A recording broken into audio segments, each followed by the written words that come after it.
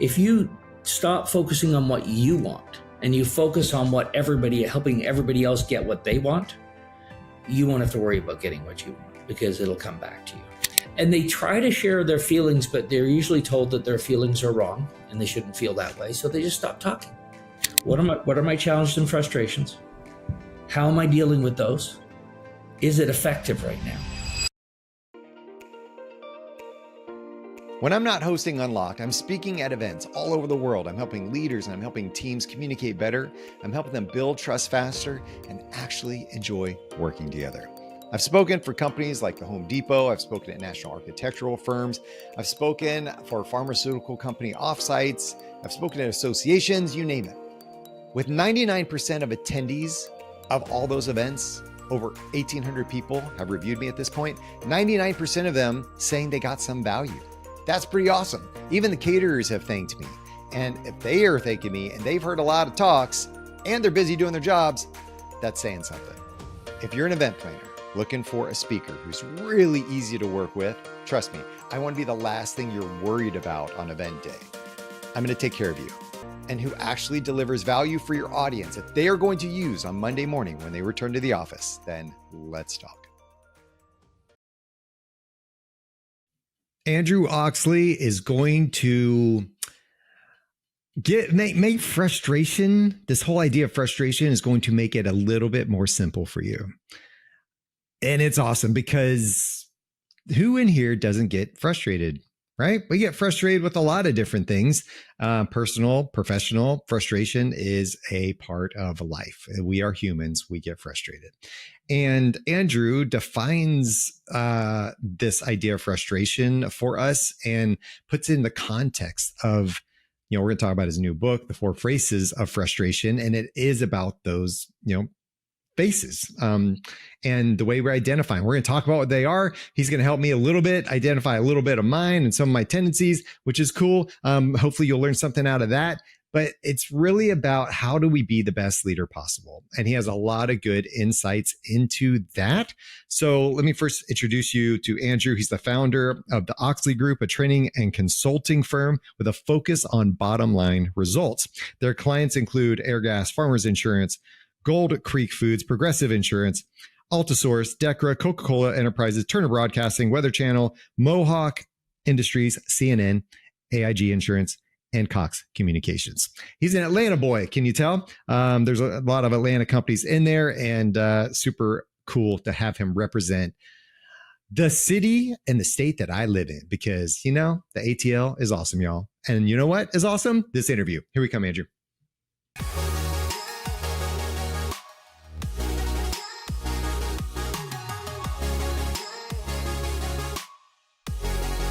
All right, Andrew. I am going to make this the least frustrating interview you've probably ever had. Like how I did that? It was a nice tie-in. I liked it. Yeah. Thank you. I always try to do something to get you in here. Thanks for jumping on, man. Thanks for having me. Appreciate it. We're going to talk about your book because that was, when you came across my email, I was just like, oh, this is a topic I haven't hit really. Like I've hit around it, the idea of frustration, but like really talking about it, I haven't done that yet. So let me ask you first, why did you start talking about it? I mean, obviously there's a lot of frustration out in the business world, but why did you hone in on it? Yeah, well, so the 4 Faces of Frustration, the book is a model we use in our leadership development processes. So what people say, what do I do? My job is to try to make complex things simple. And I think there's a lot of people in the leadership development space, they're trying to make complex things complex so they can sell bigger books. I love the quote from Mark Twain, if I'd had more time, I would have written a shorter letter, and so we're always trying to figure out how to make things simpler. And the 4 Faces of Frustration was based off the fact that the very first question that we ask leaders, before we even ask them what they want, we ask them, what frustrates you? What challenges are you experiencing? And you know what? There's never an end to that list. And it's typically the same list. It's the same list of frustrations that leaders experience leading individuals. And then we will often ask them, well, how do you frustrate your people? And they give us this quizzical look, like, what do you mean? I don't frustrate my people. I say, I'm pretty sure you do. You just don't know it, you know? So we frustrate people that we're trying to improve our relationships with. We frustrate our spouses, our children, our customers, our employees, our boss. And if we don't know how to recognize frustration, if we just make the assumption, like I did early in my career, that when people are frustrated, that they look like I look when I'm frustrated, which is inaccurate. A very small percentage of the population looks like I do when they're frustrated. It's very easy to know when I'm frustrated, by the way, because and once you understand the four faces, you're like, oh my gosh, that's the way, you know, Scott reacts when he's frustrated. And it gives you a doorway to understand not just yourself and how other people might be perceiving you, but a doorway to understand other people as well. Okay, so you're talking, I mean, are you talking physical faces? Like I literally make a face when I'm frustrated? Well, we use physical faces. We actually have these cartoon faces that we use for the four faces of frustration, but they represent the response that people actually move through, not when they're angry, because everybody gets angry from time to time, but three of the four behavioral styles, the communication styles, move through anger into a different representation. One of them sort of stays looking angry all the time. And you probably know people like this. It's never fast enough. It's never good enough. And it's not that they're not happy, but when they're frustrated, they're just come across just a little intense. So not all frustration equals anger?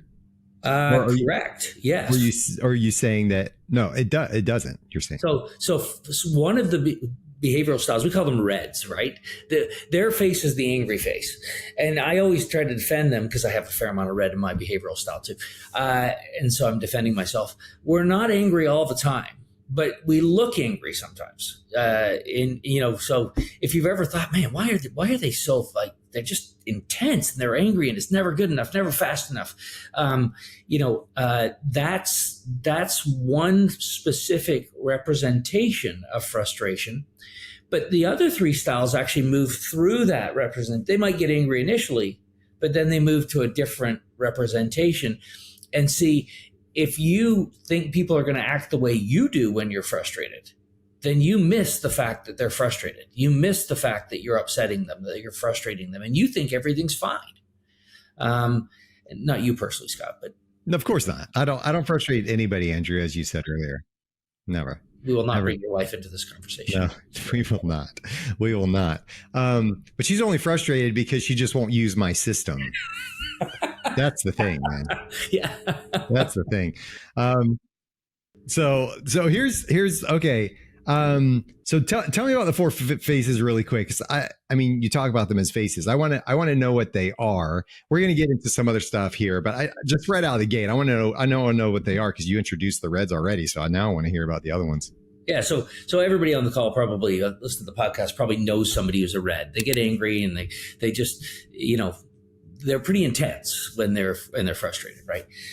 There's the second one that shares a desire for things to move fast with the reds, and we call them yellows. They're the eternal optimists. They're the people who they might get angry initially, but then they start trying to tell you everything's going to be fine and it's going to be good and don't worry about it. We're going to work through this. And so they might get angry with you, but they start saying, I'm sorry, I'm not mad at you. I just mad at the situation. And they start backing away from the conflict. We call them yellows. Yellow's the color of the sun, and these people have never met a problem they can't put lipstick on and tell you what's good about it. It just frustrates the heck out of the other three behavioral styles, because they're like, what the heck? What's good about this? There's nothing good about this. So that's the yellow. Very people oriented, love people, love to build relationships, but don't like to be in conflict with people. And then we have the greens. Greens have a very interesting face. And they're frustrated. They actually have no emotion. All emotion goes out of the green when they're in conflict and when they're frustrated with someone. And they try to share their feelings, but they're usually told that their feelings are wrong and they shouldn't feel that way. So they just stop talking. And someone's a green when they say, does everything have to be a fight? Or, when stuff goes wrong, they say, well, I knew that wasn't going to work. And you're like, why didn't you say something earlier? And they say, well, because I tried. You didn't listen to me, so I just gave up. And they're often accused of being passive aggressive. I actually believe most passive aggressive behavior is caused by someone like me who doesn't listen. So that's the green, and then the final one is the blue, and the blue face is the worried face, because they're the people who can see the potholes in the road. They can see the axle about to break on the car.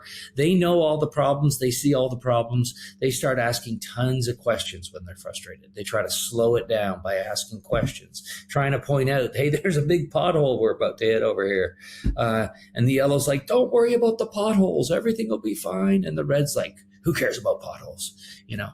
And the green's just quiet. So the four faces are, the red has sort of like the angry face, the yellow has the happy face, the green has the no emotion face, and the blue has the worried face. Ah, I see. Okay, I got you here. So you're talking about these, and I'm thinking, as everybody else is probably, what am I? Like, what's my face? And I'm thinking about it. How do you help people understand what that is? Yeah, well, it's hard to self-diagnose yourself, right? How you respond to frustration, because we're so wrapped up in the narrative about why we're justified in being frustrated in the first place, right? So sometimes it's easier for people to either ask other people, how do I act when I'm frustrated? Do I tend to become more direct, more forceful, more, do I have a tendency just to be quiet? But the other thing you can do is you can go at this from a slightly different angle. You can look at this from a couple of different sort of axes. You can say, am I more interested in people or tasks? Am I more about building relationships or getting things done? And you can be both, but under stress, we don't tend to be both. We tend to move one direction or the other, right? So let me ask you that question, Scott. Do you, in general, when you're super stressed, are you more like, let's just get this knocked out, let's do this? Or are you more like, let's just chill and let's have fun and this will all work out? My wife says that she started to adopt my phrase of nobody's going to die. Okay. So I have often said, and I say, if somebody is going to die, then we really need to start freaking out about this. Okay. This is something we really need to worry about. Yeah. And I say that most of the time about things external, I guess I should say. I would think, though, we talk about the people and the process thing. I am very conflicted with, feeler, thinker, etc. I'm very close to that line. I think my natural tendency is more feeler, but I've learned through my nurturing and through running a business for the past, 14 years and doing all these other things that I've adopted a lot of thinking type personalities or traits in there too. So there's a lot of that too. So I kind of straddle the fence on a lot of things. But I will say that when my wife and I were traveling internationally, and we were going up to, we have our passports and we're going through different layover spots. We have to go through customs multiple times and give our visas. And I have all the things in a little thing, a little pack, and I carry it all. Well, my wife would, when she gets really stressed, she gets she wants to control more things. It gives her more peace of mind, right? That when she's anxious about. So she's running through the airport and she's taking stuff and she's walking up to the TSA person. Well, they don't have TSA internationally, but the same thing. And checking all the stuff. I look at her and I go, I mean, do you just want to do this? Because you look like you're just, we don't have to both be here. And she's like, no, we can both be here. And I'm like, no. We don't have to both be here. You can do this. Okay. You just do it. And so then I stepped way back. I didn't even step back a foot. I stepped back behind my kids and I just said, you know what? You're going to do it the rest of the time. This is a control thing. You can have control. So that's what I did. Now, is that a green face? Did I step back and just shut up? What would you say about that? I think it's, well, so first of all, you brought up a really interesting point, by the way, because sometimes, like, what we're talking about is our natural tendency. What are not necessarily how, like, when we introduce how skilled we are or how self-aware we are and stuff like that. That's when we can self-regulate and be more aware. We're aware of our natural reaction. We self-regulate, right? So this didn't sound like necessarily a self-regulation thing for you. This sounded like more like a visceral thing. Like, I'm just going to let you do it so probably more of a yellow-red, or sorry, yellow-green sort of response-ish. But let me ask you a different question now. Do you prefer, when things are sort of, you're super stressed, do you prefer to speed up or slow down? I think I try to, I get really stuck, I think, when I are starting to get stressed about things, to control my immediate environment. So I will go in and start like cleaning up things or organizing things to gain some kind of control over my immediate world. So I will tend to do that. I will go through the whole house, and it will be, I don't know. My wife's the cleaner. I am the tidier, right? Like, I will go through and the whole house will be like completely tidied up. Everything will be put away. Everything's situated.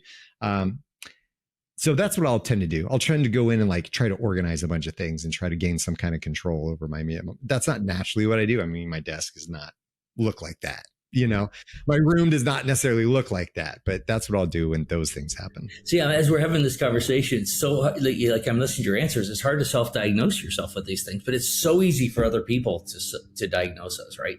So that's why we use the 4 phases, because sometimes people are like, I don't know, but if you went and asked your wife, hey, look, when I get super stressed, do I speed up or slow down? When I get super stressed, do I have a tendency to become more task-oriented or like sort of very people-focused? And she's going to know. She's like, oh, let me tell you. Like, I was having this conversation with my wife early on, and she said to me, we were having a conversation. I remember where we were, but I don't remember the content. But I remember her saying to me, why are you so angry? And I remember looking at her and saying, I'm not angry. And she's like, wow, now you're angry at me that I said you were angry. So, and I saw the humor in it, and I was like, oh my gosh, but we can't see ourselves. Like, it's hard for us to read the outside of the box from inside the box. That's why we formulated the 4 phases of frustration, because when you read it and you explain the model to your wife, like after this podcast, you explain this model to your wife, she's going to go, oh, you are so blah, blah, blah, and you're like, what, really? That's the way I appear to you. So the question I want your listeners to think about is, what's it like to be on the other side of you? Because that's what you don't know. You don't know what it's like to be on the other side of you. When that first question was asked of me, I said, well, it's wonderful, of course. And they said, of course it is. They said, I know you think so. And I was like, you mean it's not? I'm like, not always, not always. And that's true for all of us, right? We'd like to think that when things are at their worst, we're at our best, but that is not true. Sometimes we are at our best, but a lot of times when things are at their worst, we're at our worst. That's why we walk away from conversations and we go, oh, I'll do that differently next time. And we don't. We do it exactly the same way. Because if we're not aware of how what triggers us and how we naturally respond, we don't know how to respond differently. We don't know when the early warning system should be going off in our head that, hey, I'm stressed and I'm going to react probably badly in this situation. And what is a more appropriate response? You wrote this book as, it's not like an instruction manual. So you'll read, there's a lot of leadership and self-help books out there and talk about communication and whatnot that are more instruction, more like identifying the face, talking about how to recognize the face, how to cope with the face, how do you deal with this area of frustration, and how do you operationalize this thing in a sense. But you wrote it like a story, you wrote it like a fable. Yeah. And I just got done with one called The Energy Bus, and I was reading it, and there's some really good points in it. It was quick and punchy, and it was really good. But I was sitting there and I'm like going, okay, like, how effective is this? I was like trying to analyze it myself, So tell me why you took the position to write it as a fable. I mean, that's a big move. You got to, at the beginning, you're thinking, how am I going to write this book? And you wrote it that way. Why? Yeah. Well, I probably would have been heavily medicated had there been medication available for ADD during school. Cause I mean, I'm like constantly being pulled in other directions in my attention. And so I'd be reading business books and I'm like, this is the most boring thing I've ever read. This is just boring. Now, you didn't read my book, did you, Andrew? No. Okay. Not yours. Yeah, just those other ones. Yeah. But I got all these books behind me, right? And it's my job to study leadership. I've been studying it now for well over 30 years. And I was a leader for 8 years before I started studying leadership because I didn't know I was supposed to.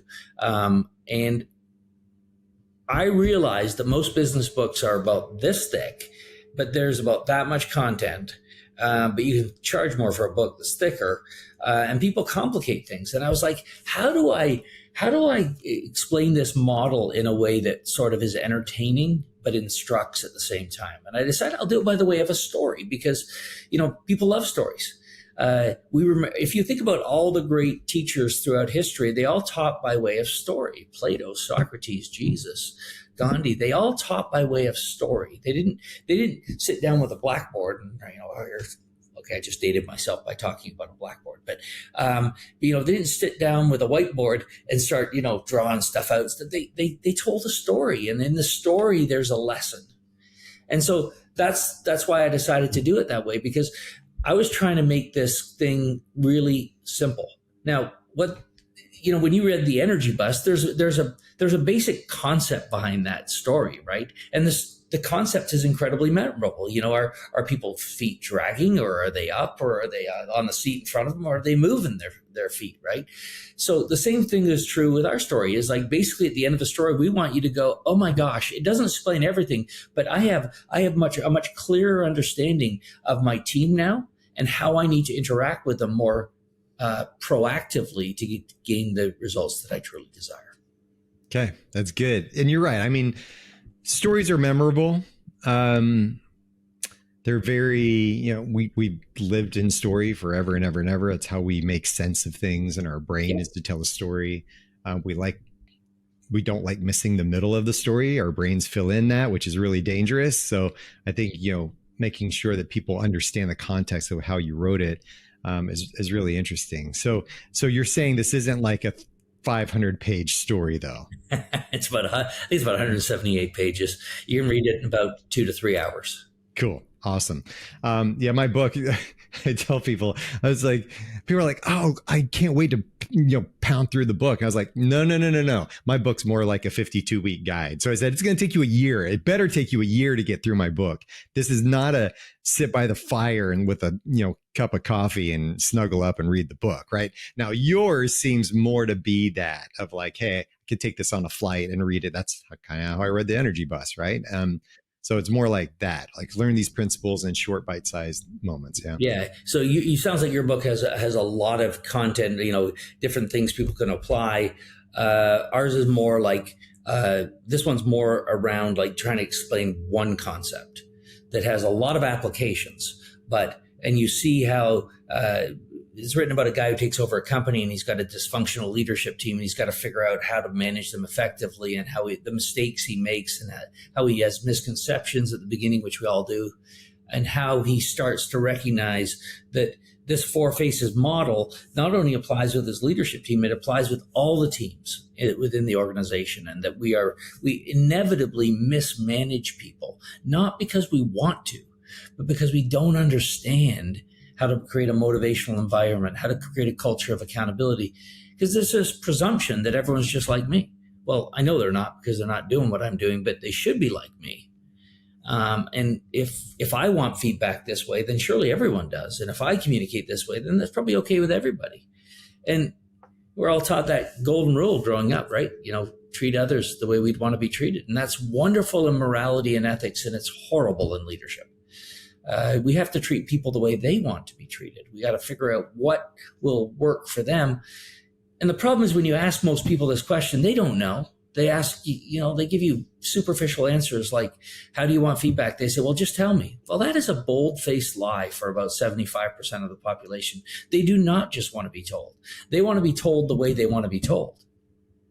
But you don't know what that is. And it's so natural to them that they can't even wrap their minds around, specifically, what does feedback look like to me when it's effective? So we just unpack all that in the book and talk about in very practical ways. How do you use this to manage a team? How do you use this to improve the relationships that you have in your life? Because, the quality of your life really is the sum of the quality of the relationships you have. And the quality of your relationships you have is going to be based on the quality of your communication with the people that matter most to you. So it is a critical skill for leaders. And most leaders think they communicate really well. That's why they keep doing the crap they do. And I've found that that's rarely true. Myself included. I've got to really work on this. The more you work at it, of course, the better you get at it. And the more you figure out you have to learn. Is the point to eliminate frustration in our organization? No, because there will always be frustration. So there's two ways to look at frustration. There are problems to solve and tensions to be managed, right? And there are a lot of things in your company that will never be solved because it's a tension. It's like the tension between production and sales. That's a tension to be managed, not a problem to be solved. One of those things is likely always out of balance in most companies, right? You're either selling too much or you're selling too little. Production's, producing too much or you have too much production capacity. It's rarely perfectly in balance, right? So that's a tension. Problems are different. Problems are things that have solutions. And I think what frustrates leaders is not having problems. It's having the same problem over and over and over again. I was talking to an entrepreneur just yesterday, a very successful entrepreneur. And I said this to her and she said, oh my gosh, yeah. It's like, I'm ready for new problems. I don't want these problems anymore. I want to have different problems. But there's no such thing as a problem-free state. You're always going to have problems, no matter where you are in your life. The only way to not have any problems, of course, is to retreat from life. But usually life chases you then, and you have different kinds of problems. Do you have so we're going to have problems. We're going to be frustrated. Things are going to happen. We're going to be disappointed, et cetera, et cetera. So what are some coping mechanisms you give for leaders that are going through this? And I don't know if they're different for each phase or how it works. But what do you generally recommend as kind of something to help each person? Yeah, I'm going to stay at a high level first, and then we can dive into the phases if we have time. But at a very high level, so the very first thing we do is we want to know what frustrates leaders. Like, what are your frustrations? What are the challenges you're currently facing? What are the problems you're currently experiencing? And then we share with them what we call the first law of problem solving. And the first law of problem solving is that the longer you experience a challenge or frustration, the more likely it is you've actually stopped trying to solve it and you're now trying to manage it. Now, we still talk about it, right? We still talk about the challenge or frustration. My favorite one right now is, leaders will say, young people today, fill in the blank. You probably fill in the blank, Scott. You're, with what follows that, right? They don't want to work. They're not motivated. And what we're really saying is they don't act the way we did when we were their age. Well, no, they don't. It's a very different generation. And you can either yell at the wind or you can deal with the wind. But the wind is indifferent to how you react to it, right? It doesn't change the wind. And young people today are like the wind. It's going to be what it's going to be. The question is, well, how do we need to be different as leaders? So, the first thing you got to recognize is, am I just complaining about the problem? Am I talking about the problem? Or am I actually dealing with some part of it that I have control or influence over? And I think for a lot of leaders, they allow the problems that they experience to sap all the passion out of their life. and they're just trying to survive the day after a little while. And the problem with that as a leader is as soon as you give up your being passionate about an end result, you'll never instill passion in the people you're seeking to lead. So at a very high level, we got to get people to realize, like, what are my challenges and frustrations? How am I reacting to them? And have I accepted them as reality? If I'm brutally honest, have I accepted them as reality, or am I really actively trying to change them? And if I am actively trying to change them, are my strategies working? Right. Now, if I'm frustrated with my team, how's that landing with them? And is it working? Because young people today, if you want to talk about young people today, they will work harder for a mission than they will a paycheck, which just freaks older leaders out. They're like, what the heck? What's wrong with these people? They could get promoted. And you're like, so they're looking at you and they're thinking, I don't want that job. That he looks like he's miserable. So the conundrum we get into as leaders is that you have to enjoy your job, and your job has to look manageable for people to want your job. But if you can't get your people engaged and motivated, they aren't going to put forth the marginal effort where your job becomes manageable. So you're in a bit of a doom loop if you're not careful. So as leaders, a couple of questions you need to ask is, what are my challenges and frustrations? How am I dealing with those? Is it effective right now? Because my guess is, if your challenges and frustrations have stuck around for any period of time, you need to do something differently. It doesn't mean there's anything wrong with the way you're doing it, but it's not effective. So what do you need to change? The is it effective question is a simple one, but something that I don't think we're willing to ask ourselves because we're afraid of the answer, which means that I might have to change my approach, which means, I don't know, that's how I've always handled these types of issues, and now I have to figure out something else. Or maybe it's something that I don't want to do, right? Maybe it just is uncomfortable for me to do something different. And that's a tricky one right there. Yeah, leaders will often say, well, I shouldn't have to change, I'm the boss. I'm like, well, the definition of leadership actually involves changing. You want your people to change. So if you want them to change, if you want them to go on a journey from somewhere to somewhere, you got to figure out what's the journey you need to go on to make that happen. So usually the person we need to talk to first is always available. Like when we look in the mirror, they're staring back at us. That's the first person that needs to change. Now, I'm not saying your team doesn't need to change and do things differently, but it starts with us. Like, what do I need to be doing differently? And it's hard to recognize that. That's why coaches exist, because coaches can identify those blind spots for people and say, hey, listen, you may not realize, but this thing you're doing is counterproductive with your team. Yeah. I mean, and for leaders to be able to hear that and be more responsive to that as opposed to resistant to that will make a big difference. And their behavior. Also, it's all about, how do I be the example of what I want this culture to be, right? How do I be an example of what I want in return from the people that I'm leading? Because I'm teaching them something through my actions, through my behavior, through how I say things. I am teaching them something, and then I'm going to be frustrated and annoyed when they do the thing that I've taught them to do, which is don't change, be resistant, things like that, right? And that can be a really humbling experience. It can, for sure. So tell me about, okay, so people can get this book anywhere they buy books, I'm assuming, yeah? They can go on Amazon and get the book. We have a way they can get a free copy of it. We can talk about later if you like. Free? Yes. I like free. Gratis. Tell me how I get a free one. So one of two ways. If you go to our website, transformingresults.com, and you enroll for the live workshop, which we have, which is free to anybody who wants to learn more about the kind of concepts we're talking about, we will mail you a copy of the book for free. So I imagine the show notes, you'll have some sort of like our just go to transformingresults.com. We have a live workshop. We figured out a long time ago that if you if you just serve people and you give them like stuff that's super helpful, some percentage of that group will want to know more.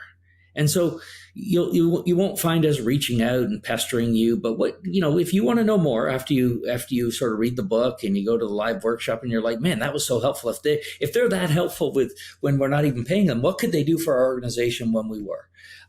That's where we want to be, because that's the value of the information that we actually are offering.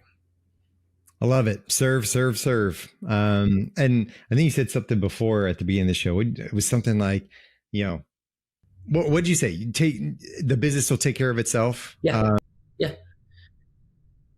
Yeah. I mean, I think that, the old adage is, you do what you love and the money will come. I actually think that's erroneous. I'm not sure that that's actually true, because you could do a lot of things and not make any money that you're passionate about. Right. But I think and I forget who said this, but if you stop focusing on what you want and you focus on helping everybody else get what they want, you won't have to worry about getting what you want, because it'll come back to you.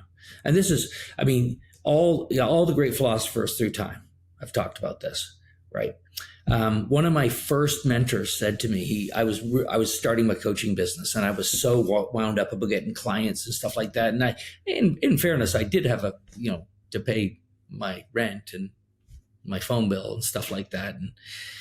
And I was talking to him, and he said, quit worrying about the damn customers you don't have and serve the ones you do. He was not the kinder, gentler mentor. And I said, and he's like, stop worrying about the customers you don't have. Overserve the ones you have. And I took that to heart 30 years ago. And I actually had a call from a client just before this podcast. And he said, do you have any time this morning? And I'm like, absolutely. And I was on a call with him right up to like 2 minutes before the podcast, because he had a question about a problem that he was dealing with, and he will not get a bill from me for that time. That to me, that's the greatest compliment a client can give you when they call you up and they say, hey, do you have time to talk about something? Because you can always gauge the amount of influence you have by the number of people that ask you for help that don't have to. Like if my employees come to me and ask for help, well, they have to. That doesn't gauge influence. But if somebody who doesn't have to call me calls and asks for insight, or that's influence. That means they value you beyond the I have to conversations.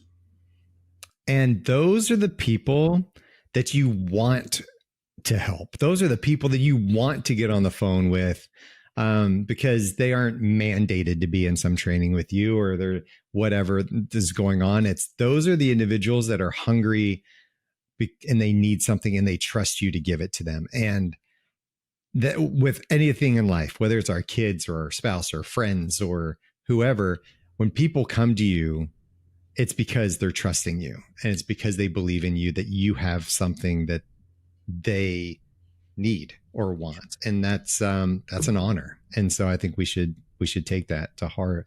So thanks for all this, Andrew. This has been really enlightening. I've loved learning a little bit about this. So free workshop.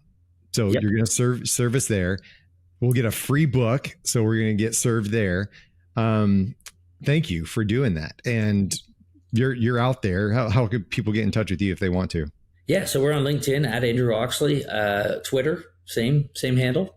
And go to transformingresults.com, because that's what we're about. We're about transforming results. We're not about like teaching people how to collaborate. We're about, if you become more effective as a leader, your results should improve. You should do it the right way, of course, but your results should get better. So we actually named we picked the domain of the website, transformingresults.com. So if you want to transform your results, if you want to get different results than where you are right now, these are some great resources for you. And there's free articles on the blog and everything. So you can sign up to get notices when we get new articles put up there. We put them up almost every week. Transformation is what we all want. We want to go from one thing to another, caterpillar, butterfly, whatever it is. We want to transform and become better versions of ourselves. Every company in the world that understands that delivers products and services that deliver on that promise. So thanks for being on, man. It's been good talking to you. Thank you, Scott. It's been a pleasure.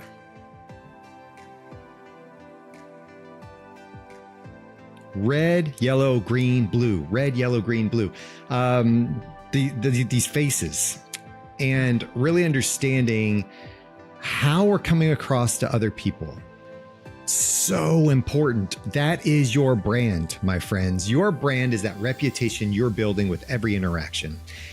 And the way we communicate our brand is through the senses. All the senses, all 5 of them, the senses.